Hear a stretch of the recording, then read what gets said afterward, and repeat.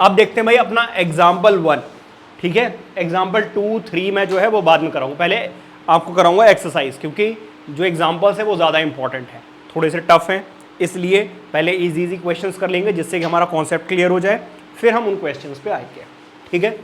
ज़रा देखिए एग्जाम्पल 1 क्या कह रहे हैं वो आपसे।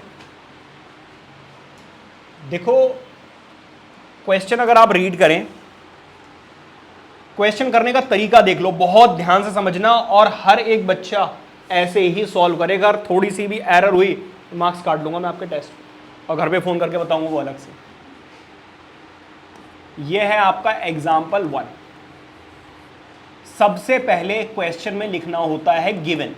गिवन का मतलब होता है जो आपको क्वेश्चन में ऑलरेडी दिया हुआ है। सेकंड स्टेप में लिखना होता है टू प्रूव। टू प्रूव का मतलब होता है जो हमें क्वेश्चन में प्रूव करना है, सॉल्व करके दिखाना है। उसके बाद एक स्टेप आता है कंस्ट्रक्शन। अगर जरूरत है तब हम कंस्ट्रक्शन लिखेंगे, और अगर जरूरत नहीं है तो इस स्टेप को हम स्किप करेंगे। समझ आ रही बात है ना? जरूरत पड़ेगी तो कंस्ट्रक्शन लिखेंगे, अदरवाइज नहीं।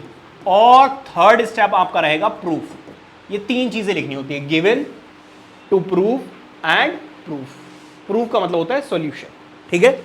अब देखते हैं इस क्वेश्चन में दिया हुआ क्या है। वो कह रहे हैं in figure 6.9 lines PQ and RS, PQ and RS intersect each other at O।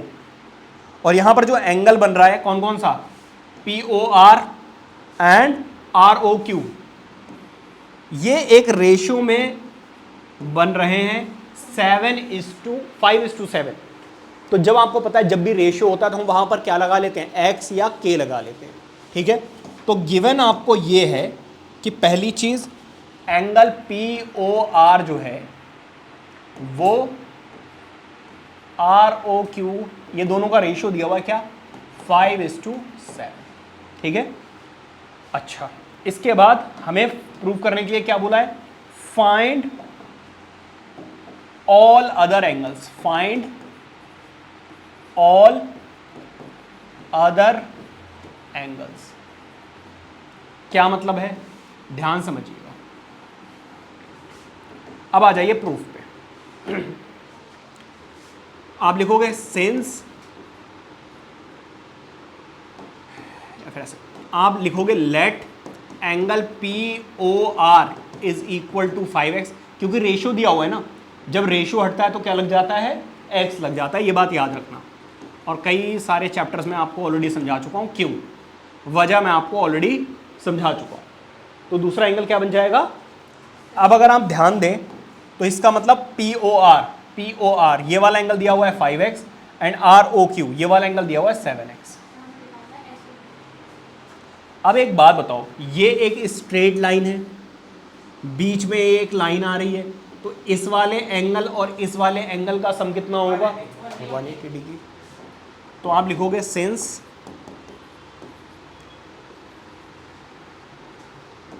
PQ is a line.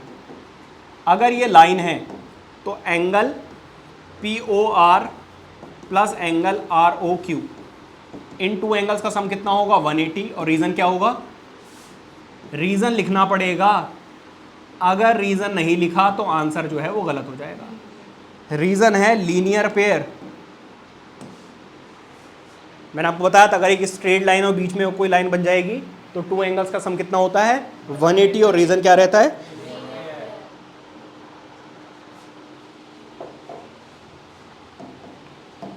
इसकी वैल्यू दी हुई है जी 5x, क्या दी हुई है, इसकी वैल्यू दी हुई है 7x। अब इन दोनों को ऐड करोगे क्या आ जाएगा, अब ये 12 जाकर उधर डिवाइड होगा, कितना आ जाएगा, 6 2 एंड 6 3, और फिर इसको सॉल्व करोगे कितना आ जाएगा, 15।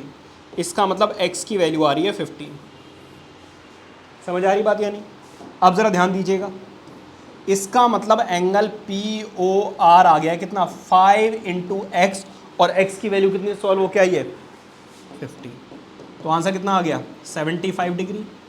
फिर एंगल आपको दिया हुआ है ROQ, कितना, 7x, और x की वैल्यू कितनी है, 50। 7 5 35, और 10। अब दो एंगल्स आ चुके हैं, ठीक है। अब मेरी बात ध्यान से सुनना, मैं कह रहा हूं जी ये वाला एंगल और ये वाला एंगल इक्वल है। देखो ये वाली लाइन और ये वाली क्या है, वर्टिकली अपोजिट एंगल्स हैं या नहीं है ये दोनों। इसका मतलब ये है कि एंगल QOS जो है वो किसके इक्वल है, POR के इक्वल है। रीजन क्या है जी, रीजन है वर्टिकली अपोजिट एंगल्स। इसमें रीजन सबसे ज़्यादा इंपॉर्टेंट है, वर्टिकली अपोजिट एंगल्स। अगर आपने रीजन नहीं लिखा तो फिर आंसर आपका गलत माना जाएगा। तो एंगल QOS कितना आ गया, QOS जो है वो 75 डिग्री आ गया। सिमिलरली